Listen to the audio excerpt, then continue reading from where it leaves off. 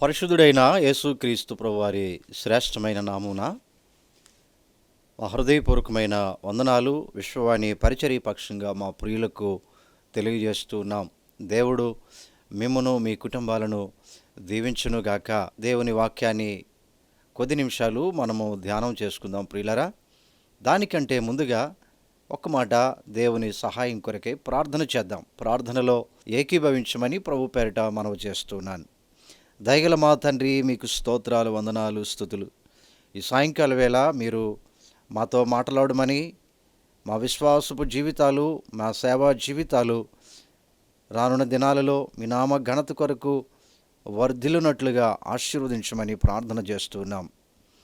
దయగల మీ కృపాహస్తాలకు మమ్మల్ని మేము అప్పగించుకుంటూ, నా నోటి మాటలు, నా హృదయ ధ్యానము మీ దృష్టికి అంగీకారమగునట్లుగా కృపను అనుగ్రహించమని యేసు క్రీస్తు ప్రభువారి పరిశుద్ధ నామం పేరిట అడిగి వేడుకొనిచున్నాము తండ్రి, ఆమేన్. ప్రియులారా, దేవుని నామానికి మహిమ కలుగునుగాక. విశ్వవాణి పరిచర్యల పక్షంగా మీరు చేస్తూ ఉన్న ప్రార్థనలు, మీరిస్తూ ఉన్న ప్రోత్సాహాన్ని బట్టి మరొకసారి ప్రభు పేరిట హృదయపూర్వకమైన వందనాలు తెలియజేస్తూ ఉన్నాం. దేవుడు విశ్వవాణి పరిచర్యకి ఇచ్చిన దర్శనం 1,00,000 గ్రామాలు భారతదేశంలో 2030 సంవత్సరానికి ఆంధ్రప్రదేశ్లో 8,000 గ్రామాలు, తెలంగాణలో 5,000 గ్రామాలకు సువార్తను ప్రకటించాలి, ప్రభు ప్రేమను ప్రకటించాలి, శిలువ త్యాగాన్ని ప్రకటించాలి అనే ఆశతో ఈ పరిచర్యలో మేమంతా ముందుకు కొనసాగుతూ ఉన్నాం. ఇది ప్రభు కృప, ప్రభు యొక్క సహాయము, ప్రభు యొక్క నడిపింపు, మీ అందరి ప్రార్థనలు అని మరొకసారి నేను మీకు జ్ఞాపకం చేస్తూ వందనాలు తెలియజేస్తున్నాను. ప్రియులారా, ప్రభు ఇచ్చిన దర్శనం 1,00,000 గ్రామాలైతే అపోస్తలుడు పౌలు గారు తాను తన అంతరంగములో కలిగి ఉన్నటువంటి ఆ శ్రేష్టమైనటువంటి డిజైర్ ఏమిటి అని అనగా 15వ అధ్యాయము రోమీయులకు రాసిన పత్రిక 20వ వచనములో, క్రీస్తు నామము ఎరుగని చోట్ల స్వార్థను ప్రకటింపవలనని మిక్కిలి ఆశగలవాడినై అలాగూ ప్రకటించి తిని అన్నాడు కదా. అలాగైతే విశ్వాని పరిచర్య కూడా అదేవిధంగా మారుమూల ప్రాంతాలలో, కొండ కోన లోయల్లో ఆటవిక జాతి ప్రజలకు, అణగారిన ప్రజలకు ప్రకటింపబడుతూ ఉంది అనే విషయాన్ని మీరు ఎరుగుదురు.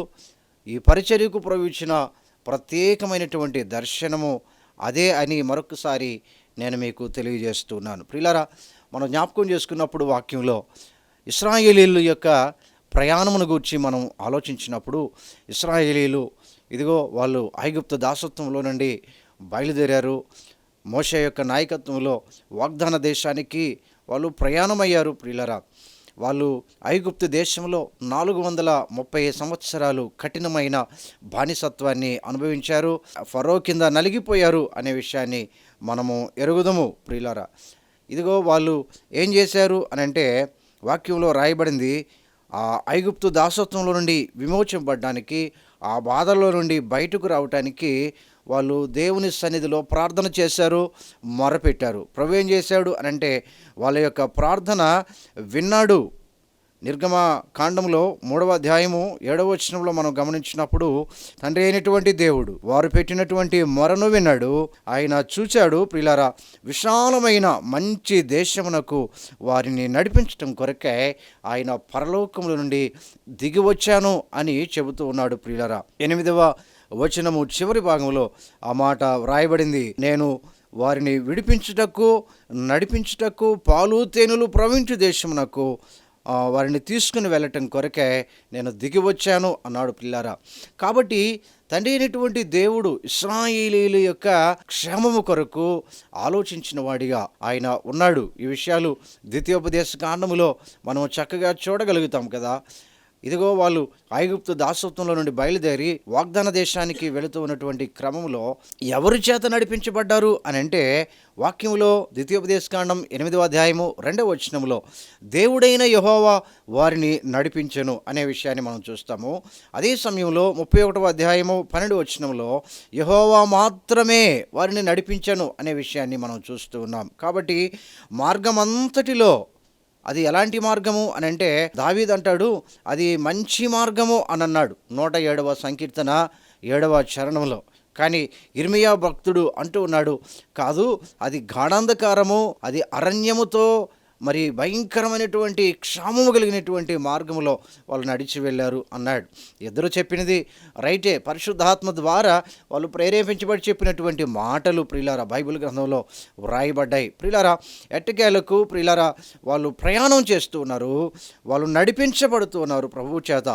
ఐగుప్తు నుండి ప్రామిస్ ల్యాండ్కి వాళ్ళు ప్రయాణం చేస్తూ ఉన్నారు. వాస్తవానికి మనం ఆలోచించినప్పుడు ఐగుప్తు నుండి కనాను దేశానికి వెళ్ళటానికి 40 దినాలు మాత్రమే సరిపోతూ ఉంది అని బైబిల్ పండితులు పెద్దలు చెబుతూ ఉండగా 40 సంవత్సరాలు అరణ్యములో వారు నడిచారు.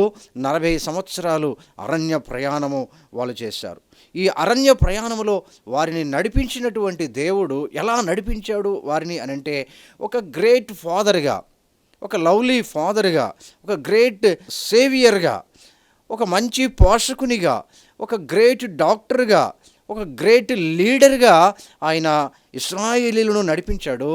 ఆయన నడిపించి అనేక అనుభవాలు వారికి నేర్పించి తీసుకొని వెళ్ళినట్టుగా మనం చూస్తూ ఉన్నాం. సంఖ్యాకాండము 33వ అధ్యాయములో ప్రియులారా మనం గమనించినప్పుడు మొదటి వచనం నుండి వాళ్ళు ప్రయాణములో ఎన్ని చోట్ల వాళ్ళు ఆగారు, ఎన్ని చోట్ల వాళ్ళు దిగారు, కనాను దేశానికి ప్రామిస్ ల్యాండ్కి వెళ్ళటానికి వాళ్ళు ఎన్ని మజిలీలు దాటవలసి వచ్చింది అనే విషయాన్ని మనం చూస్తే సంఖ్యాకాండము 33వ అధ్యాయంలో మనం గమనించినప్పుడు 43 చోట్ల వాళ్ళు ఆగారు, వాళ్ళు బస చేశారు అని వ్రాయబడింది. ప్రియులారా, ప్రతి చోట వాళ్ళకి ఒక అద్భుతమైన పాఠమే, ప్రతి చోట ఒక అద్భుతమైన అనుభవమే, ప్రతి చోట ప్రభువుతో సర్వాధికారైనటువంటి దేవునితో ఒక అద్భుతమైనటువంటి పాఠాన్ని, సంబంధాన్ని వాళ్ళు కలిగి ఉన్నట్టుగా మనం చూస్తాము ప్రియులారా. ఆ విధంగా ఇన్ని అనుభవాలు నేర్చుకొని, ఇన్ని అనుభవాలు కలిగి వాళ్ళు ప్రామిస్ ల్యాండ్కి వెళ్ళారు అనే విషయాన్ని మనం చూస్తాం. ఒక దైవజనుడు అన్నాడు, ఇశ్రాయేలీయుల యొక్క ప్రయాణమును గురించి మాట్లాడుతూ, long journey but not wrong journey అన్నాడు. వాళ్ళు సుదీర్ఘమైనటువంటి ప్రయాణం చేశారు, కానీ అది తప్పుడు ప్రయాణము కాదు. కారణం ఏమిటి అని అంటే, దేవుడైన యెహోవా మాత్రమే వారిని నడిపించెను అనే విషయాన్ని మనం జ్ఞాపకం చేసుకుంటూ ఉన్నాం. ప్రభువు చేత నడిపించబడినప్పుడు అది అరణ్యమైన, అది క్షామమైన, అది గాఢాంధకారమైన, అది ఒంటరితనమైన, అది అవమానమైన, అది బాధ అయినా, అది ఇబ్బంది అయినా ప్రియులారా, ప్రభువు చేత నడిపించబడితే అది రాంగ్ జర్నీ కాదు, అది రైట్ జర్నీ అనే విషయాన్ని మనం జ్ఞాపకం చేసుకుంటూ ఉన్నాం. ప్రత్యేకంగా విశ్వవాణి పరిచర్యకి ఇచ్చినటువంటి దర్శనం ప్రియులారా 1,00,000 గ్రామాలు కదా. పదే పదే ఈ మాటను మనం వింటూ ఉన్నాం. భారతదేశంలో 1,00,000 గ్రామాలు, ఆంధ్రప్రదేశ్లో 8,000 గ్రామాలు, తెలంగాణలో 5,000 గ్రామాలు. మరి అనేకమైనటువంటి ఛాలెంజెస్ మధ్య మిషనరీస్, దైవ సేవకులు ఈ పరిచర్యలో ముందుకు కొనసాగుతూ ఉన్నారు. అనేకమైనటువంటి ఒడిదుడుకుల మధ్య, ఎత్తుపల్లాల మధ్య, శ్రమల మధ్య, దూషణల మధ్య సేవకులు సువార్త ప్రకటించడం కొరకై ముందుకు సాగుతూ ఉన్నారు. ప్రియులారా, 1,00,000 గ్రామాలను రీచ్ అవ్వాలి అని అంటే లాంగ్ జర్నీ, కానీ ప్రభువు చేత నడిపించబడుతూ ఉన్న పరిచర్య గనుక, ప్రభువు చేత నడిపించబడుతున్నటువంటి సేవకులు గనుక లాంగ్ జర్నీ కానీ రాంగ్ జర్నీ కాదు అనే విషయాన్ని ప్రియులారా మనం జ్ఞాపకం చేసుకుంటూ ఉన్నాం. యెహోవా మాత్రమే నడిపించుచున్నాడు. అది వ్యతిరేకత, అది శ్రమ, అది దూషణ, ఇవన్నీ పక్కన పెడితే పైగా దేవుడు నడిపించుచున్నాడు అనే విషయాన్ని మనం జ్ఞాపకం చేసుకోవాలి. గురుని చేరటానికి, వాగ్దానాన్ని సంపాదించడానికి వేరే మార్గము లేదు, ప్రత్యామ్నాయము లేదు, అడ్డదారులు లేవు. ఇశ్రాయేలీయులు వాగ్దాన దేశానికి వెళ్ళటానికి వేరే జిమ్మిక్కులు వాళ్ళు చేయలేదు. కారణం ఏమిటనంటే, ఈ 40 సంవత్సరాలు అనేక అనుభవాల గుండా వెళ్ళి దేవుని మనస్సును ఎరిగి, దేవుని యొక్క హృదయాన్ని ఎరిగి, దేవునికి సమీపమై విమోచకుడు, రక్షకుడు, గొప్ప తండ్రి ఆ ప్రభువుని గూర్చినటువంటి శ్రేష్టమైన అవగాహన కలిగి ఆ ప్రభువుని ఆరాధించేవారిగా, అనేక అనుభవాల గుండా ఆరాధించేవారిగా ఇశ్రాయేలీయులు ఉండాలి అన్నది దేవుని యొక్క ఉద్దేశం. ప్రియులారా, ఈ విధంగా మనం ఆలోచించినప్పుడు నూతన నిబంధన కాలంలో అపోస్తుల కాలానికి వద్దాం. పేతురు, యోహానులు పరిశుద్ధాత్మ చేత నింపనిటువంటి వారై అద్భుతమైన స్వార్థ చేస్తూ అనేకులను ప్రభువైన యేసు క్రీస్తు వైపు నడిపిస్తూ ఉన్నారు.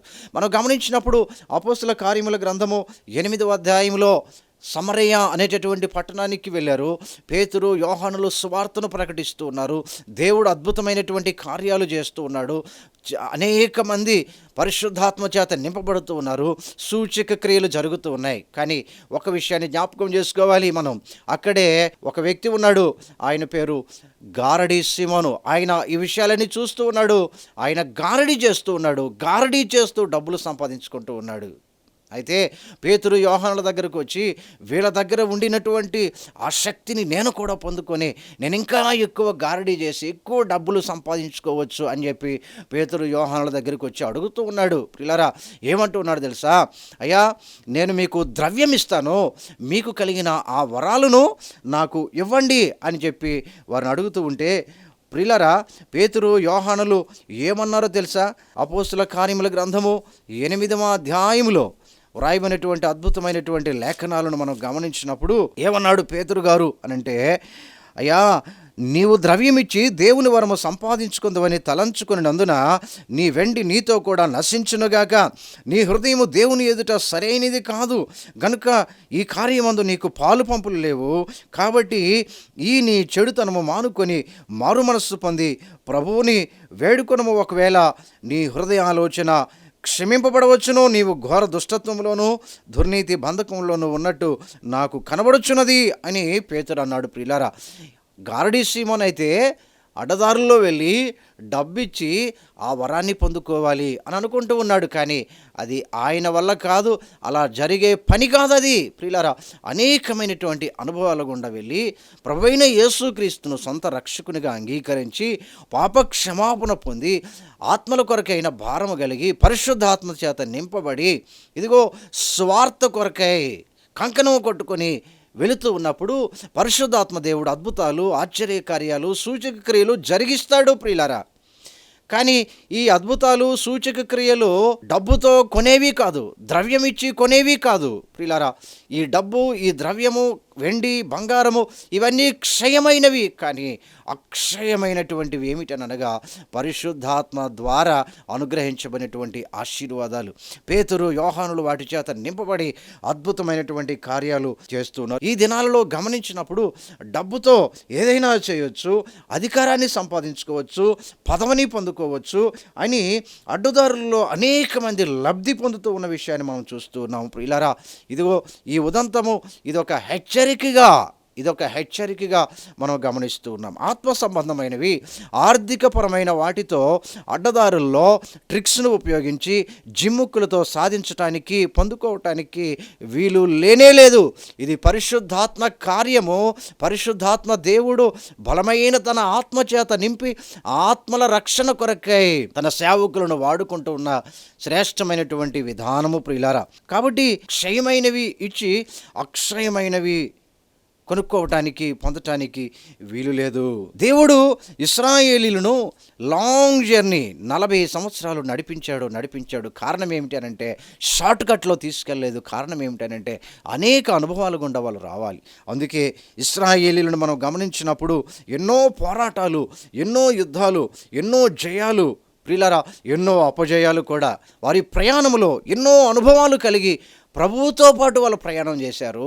ప్రభువు కూడా వాళ్ళతో ఉన్నాడు, వారిని ఆవరించి నడిపించినట్టుగా మనం చూస్తూ ఉన్నాం. చివరకు యెహోషువ గ్రంథము 11వ అధ్యాయం 23 వచనం దగ్గరకు మనం వస్తే, ప్రియులారా, ఇశ్రాయేలీయులు యెహోషువ నాయకత్వంలో కానాను దేశానికి వాళ్ళు వెళ్ళినట్టుగా మనం చూస్తూ ఉన్నాం. ప్రభువైన యేసుక్రీస్తునందు విశ్వాసం ఉంచేవారు ఈ భూమి మీద పరదేశులు, యాత్రికులు అనే విషయాన్ని బైబిల్ గ్రంథం మనకు చెబుతుంది కదా. అలాగైతే అనేక అనుభవాలు దాటి, అనేక శ్రమలు, నిందల మధ్య, భయంకరమైనటువంటి శోధనల మధ్య ప్రియులారా, దేవుని పిల్లలు దేవుని కొరకై నడవవలసినటువంటి వారై ఉన్నారు. ఇది దేవుని పద్ధతి అనే విషయాన్ని జ్ఞాపకం చేసుకోవాలి. దేవుని రాజ్యంలోనికి వెళ్ళాలి అనంటే, నిత్యత్వంలోనికి మనము చేరాలి అనంటే, అపోస్తుల కార్యముల గ్రంథము 14వ అధ్యాయము 22వ వచనంలో మనము అనేక శ్రమలు అనుభవించి దేవుని రాజ్యములోనికి ప్రవేశింపవలెను అన్నారు. కాబట్టి ప్రియులారా, విశ్వాని పరిచర్యలో అడుగున ఎన్నో శ్రమలు, శోధనలు, అవమానములు, వ్యతిరేకతలు, బాధలు, ఇబ్బందులు ప్రియులారా, అవి ఆర్థికపరమైనవి, అవి అనారోగ్యపరమైనటువంటివి, అవి ఎన్నో భయంకరమైనటువంటివి ప్రియులారా. చుట్టూ ప్రక్కల అవి కమ్ముతూ ఉన్నప్పుడు దేవుని సేవకులు ప్రభువు కొరకే నిలబడి ఆత్మల సంపాదన కొరకు వారి మధ్య నివాసం ఉండి ప్రేమ స్వార్థను, ప్రేమ సందేశాన్ని, శిలువ సందేశాన్ని వారికి ప్రకటిస్తూ ఉన్నారు. ప్రియులారా, మనం జ్ఞాపకం చేసుకున్నప్పుడు ఇదొక ప్రత్యేకమైనటువంటి పరిచర్య.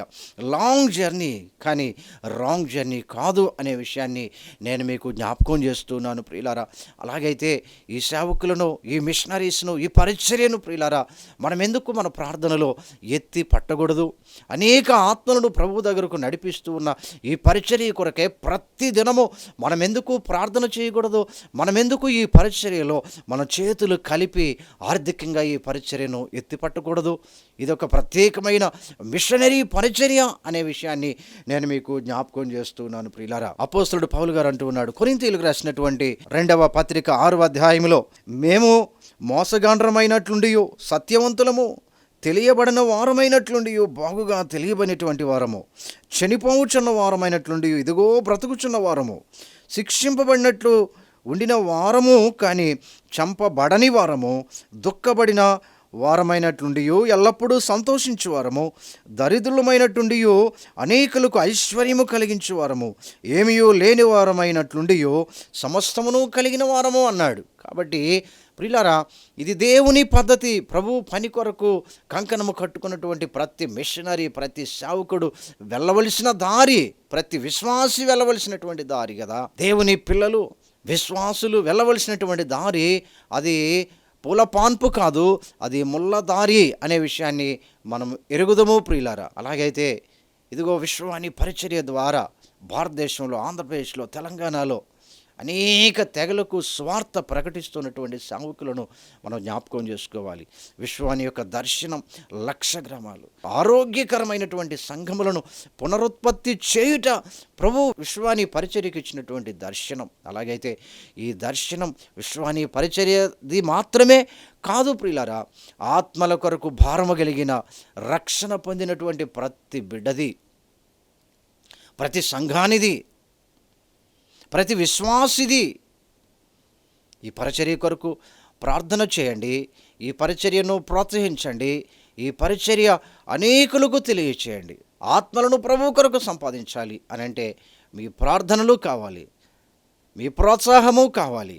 ఈ విషయాలను జ్ఞాపకం చేసుకోమని మరొకసారి మేము మీకు ప్రేమతో ఈ సందేశాన్ని తెలియజేస్తూ ఉన్నాము. దేవుడు ఈ వాక్యాన్ని విన్నటువంటి మిమ్మలను, మీ కుటుంబాలను, మీ బిడ్డలను తన రాజ్య నిర్మాణం కొరకు సమృద్ధిగా ఆశీర్వదించునుగాక. ప్రార్థన చేసుకుందాము. ఒక్క మాట కళ్ళు మూసుకోండి, తలలు వంచండి. దయగల మా తండ్రి, మీకు వందనాలు, స్తోత్రాలు నైనా. నిజమే, long journey but not wrong journey. ఇశ్రాయేలీల యొక్క ప్రయాణము సుదీర్ఘ ప్రయాణము, కానీ మార్గము లేనిది కాదు. మీరే వారికి మార్గముగా ఉండి వారిని నడిపించిన గొప్ప దైవము. ఈ దినాన ఈ పరిచర్యకు మీరు ప్రభువా నాయకుడిగా ఉన్న విధానం కొరకే స్తోత్రాలు. మీ నాయకత్వంలో విశ్వాని ద్వారా జరుగుతూ ఉన్న ఈ పరిచర్యను ప్రోత్సహించడం కొరకే అనేక మంది మా ప్రియులను బలపరచండి, లేవనెత్తండి, ప్రేరేపించండి. వాక్యాన్ని వినటువంటి మా ప్రియుల కుటుంబాలను సమృద్ధిగా దీవించండి, మేలుల చేత తృప్తిపరచండి. యేసు క్రీస్తు ప్రభువారి పరిశుద్ధ నామం పేరిట అడిగి వేడుకొనుచున్నాము తండ్రి, ఆమెన్. మన తండ్రి అయిన దేవుని ప్రేమయు, ఆయన ద్వితీయ కుమారుడు మన ప్రభు అయిన యేసు క్రీస్తు వారి యొక్క కృపయు, పరిశుద్ధాత్మ దేవుని యొక్క సహవాసము ఇప్పుడు ఎల్లప్పుడూ సదాకాలము మనతో ఉండునుగాక. ఆమెన్.